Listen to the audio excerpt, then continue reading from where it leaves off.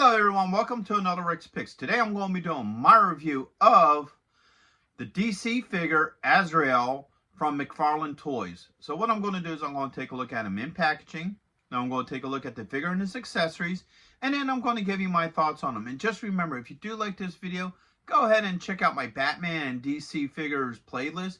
And hit that like, share, and subscribe. So, without any further ado, let's get to the review. Alright, so here he is in packaging. Not a lot to say about the packaging for this other than you do have your open window here. You have your age restriction, DC Multiverse, Azrael. And then when you come to the top, you got the McFarland Toy logo and 22 points of articulation. So around this way, you got the DC logo, his name, Batman, Curse of the White Knight, and McFarland Toys down there. Spinning around this way, get this really cool comic book art of them. I do like that. The same as the side, Azrael, Batman, Curse of the White Knight, McFarland Toys. Everybody that's part of this line. Okay. Spinning around here, you got a continuation of the window, Multiverse, his name, McFarland Toys. At top, you just got the open window. And then underneath, you got your SKU and legal. So with all that being said, let's open him up and see what he's about. So here he is, out of packaging. I think he's an awesome looking figure. I love the detail on him. There's a lot going on with this character. So first off, let's give him the rotation. All right. So you have this side. You have the back here. This side. And then back to the front. So let's take a really good look at some of these details because there's a lot to it. First off, I love the face sculpt to this character.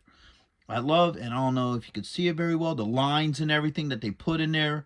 The shadowing around his eyes. Then you have this gold tint around his hood, which is really nice. The same with his holy armor here and what have you. I like these pieces too. They fit him very well. They are like a soft plastic, but it works for him. Even the detailing in the back and everything. There's a lot going on with this character. A lot of good. Then, of course, you have his religious trinkets here. Looks like he has a knife here. That is part of, you know, the belt. So it doesn't come out or anything. It's just part of the setup here. You know, all the way down to his boots. His arm gauntlets. So, yeah, they definitely put a lot of work into this figure. I like the overall look to him. So now, let's start looking at some of his points of articulation. So first off, the head does move. All right, you got a shoulder joint here that swivels. You got an elbow joint. And you got a wrist joint. Now let's see how well, okay. So this shoulder moves just as good as the other one. Even with this armor piece, it seems to want to move pretty fine. I don't have any issues with that.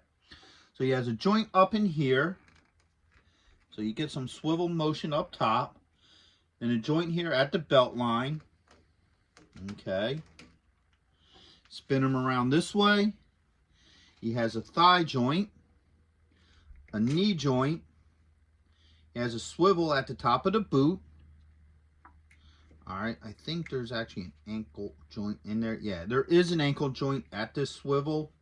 And last but not least, he has a toe joint. So, looks like everything works pretty well with him overall. I'm going to stay on the stand.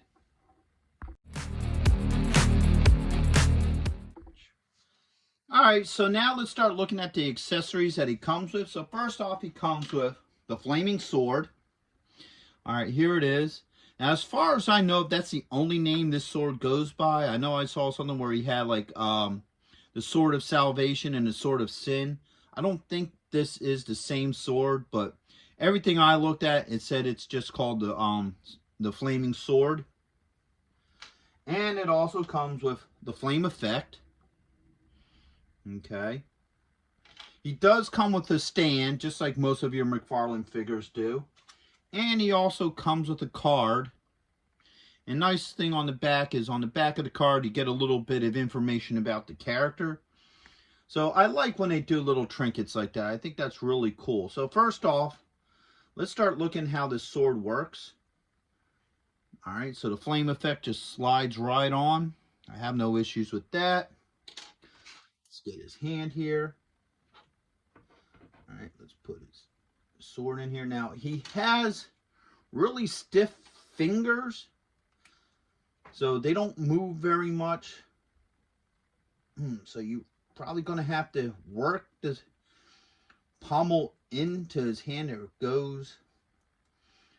Alright. There. Alright, so the hand does fit in there. No issues. If it gives you a little bit of trouble, you may want to soak the hand in some hot water just to, you know, soften it up a little bit more so the blade fits in it better. But as you see here, I was able to get it in there with little to no effort. Holds it very well. Alright.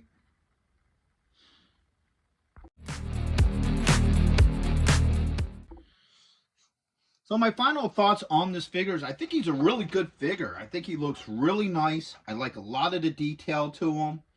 You know, the flaming sword works fine with him. The flame effect went on really good. I don't have any issues with that.